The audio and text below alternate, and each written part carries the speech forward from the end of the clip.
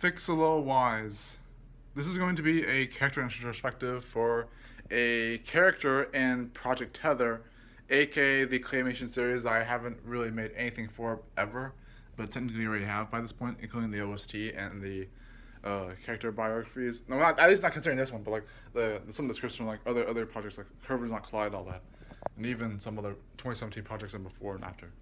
So, Phixeleaux Wise is supposedly going to be one of the main characters, not so much compared to Pale Hatchet. Even considering the lingo before, that was Pale, Conroy, Curver, Lisk, and then Aoser. So that was Pale Hatchet, Conroy, Lisk, and Aoser. And then, if that was the main ensemble, or even just Pale alone, or something like that. Whoever it was. In this case scenario, it would be that Pale Hatchet was paired with Phixeleaux. And how you spell that is Phixeleaux.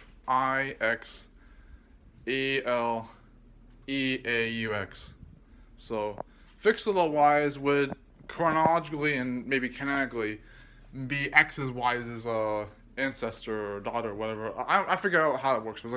But yeah, X's Wise would be her ancestor. And then that would explain some connections to things like the Alien Race story. Because Alien Race was a story that I made a long time ago. It was one of my first official novel series when I was still a preteen. In Alien Race, there was a character called Sam. It was based like the Walk to Moon Sam and Phoebe, but Sam and George and this other girl, I think her name was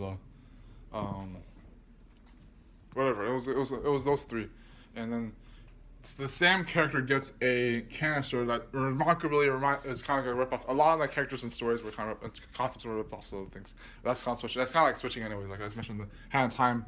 No, that's what I mentioned in the Pac-Man World 3 Blitz Games controversy theory. But yeah, like everything is either nothing is new truly, even things can be remarkably new for some reason, or that there are things that are switching in innocent ways that can be all the more creative. And so. Anyways, this character Sam had not the Sam from Danny Phantom with the canister. No, not that one. That's what I mean.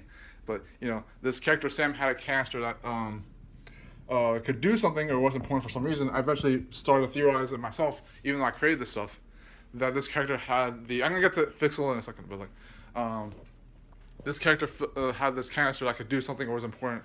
And supposedly it was a chemical compound transfer tool, or a transfer tool in general, that would increase or decrease, would upgrade or downgrade, or switch around the qualities of chemical ingredients, and whatever else, and materials, etc., atoms and mass or whatever. It would be able to convert them and do other things with them. Transfer energy, destroy energy, whatever. That'd be cool. But yeah, so Sam had this canister invention gadget thing tool from an alien that gave it to her. And then she was expected to use it to do some sort of problem-solving critical thinking with her friends on the other side of the universe or whatever, traveling from Earth to other places and doing all sorts of mission stuff. I never got around to making that work out, but yeah, Alien Race was my idea for that. But things like Alien Race and this other story about a girl and her dog, and then other stories. I literally just watched a trailer on Netflix that inspired me a bit more to remember the stuff I was doing again, which is why I'm about to make this video. So, anyways. So that was the Alien Race story. And so the characters like Sam and maybe, I guess, another Phoebe or Phixeleaux Phoebe. Sam and Phoebe from, I guess, Walk Two Moons. Because the main character in Walk Two Moons was Phoebe. No, the main character in Walk Two Moons was Sam, but you rarely hear her name until she's brought in context.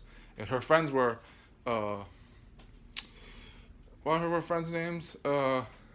Phoebe for sure. There was a boy she liked, and then all that. So Walk Two Moons was a book, and so was the Westing game, and because Winn-Dixie and some of these other good books, Winds of the Willows, Origami Yoda. Oh my gosh, those were good.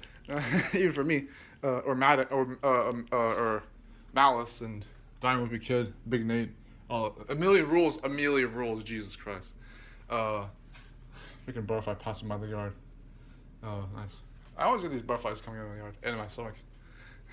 For loving people too much, even my romances.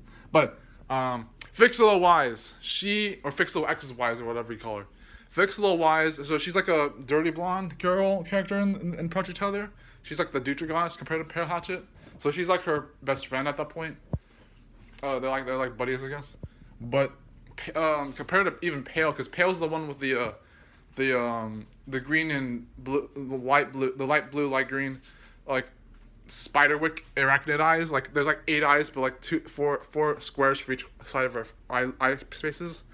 You may have seen me draw pictures of like that for the original designs for this, the capoid, or curve the capoid, but that was not just me listing here. Because this is you're gonna have like infinity symbol for her eyes anyways, like kind of like a Pico Newgrounds design, but you know, but Pale was gonna have the arachnidish eyes that looked really kooky and abstract, but that's really cool.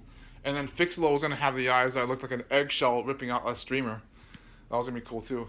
Those are like not realistically even compared to anime or cartoons, but you know, again, like a claymation cartoon for the systems. So like so Phixeleaux or Fee. So Fee was gonna have the dirty blonde hair, and some yellow, some white or whatever, or some darker brown. And then I forgot how the hairstyle works, but she looks pretty. She kind of looks like the one of the characters from Phixeleaux, but like one of the new ones. If you know what I mean, it's the New Yorkian girl. She looks a bit like that, but imagine like the eyes being yellow and brownish and orangish, and more like a Crabot style eyelid. I did for Good Evil, whatever, if you remember that. But Good Evil Chronicles. So it's a little bit like that. Between Pale and Fee, it's like that. So Fee will have like the darker skin a bit, even darker, because Pale skin is a little more, is tan enough that it's not pale or white. So Pale skin was a little more tan, and Fee's was even darker than that, but not too dark. So, well, actually, it was significantly darker, but it wasn't like too dark. So, you know, kind of Pale's in contrast. Pale's in contrast with Fee's eyes and hair, I guess, the skin color. And then I think Fee was slightly taller than Pale, or about looking taller in stature because of her hair and body. But I guess Fee was a little thicker by portions. Pale's not skinny, but it's like she's kind of like a she's fit. Like they're both very fit. They're both athletic actually. Well, they're both athletic and smart characters. So they were actually like a. So the thing with Phixeleaux is that she's an ENTP. Pale by comparison, contrast. Pale Hatchet is a ESFJ.